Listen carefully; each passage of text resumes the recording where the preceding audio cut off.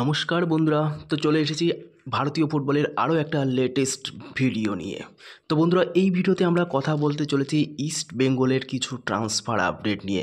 তো বন্ধুরা, তোমরা যদি আমাদের চ্যানেলে নতুন হয়ে থাকো, প্লিজ চ্যানেলটিকে সাবস্ক্রাইব করে বেল বাটনটি ক্লিক করে দিও। তো বেশ কয়েকদিন ধরে শোনা যাচ্ছিল যে হায়দ্রাবাদ এফসি থেকে অ্যালেক্স সাজিকে নিতে চলেছে ইস্ট বেঙ্গল ম্যানেজমেন্ট। তবে হায়দ্রাবাদের বিভিন্ন সমস্যার কারণে কিন্তু সেই আশা কিছুটা পিছিয়ে পড়েছিল লাল হলুদের। অবশেষে এলো স্বস্তির খবর। সব কিছু ঠিকঠাক চললে আগামী কয়েকদিনের মধ্যে এই তরুণ ডিফেন্ডারকে জালে তুলতে সক্ষম হতে চলেছে ইস্ট বেঙ্গল। ইতিমধ্যে আনোয়ার আলী আর হেক্টর ইউস থেকে দলে সই করিয়ে লাল হলুদের ডিফেন্সের শক্তি অনেকাংশে বাড়িয়ে তুলেছে ইস্ট বেঙ্গল।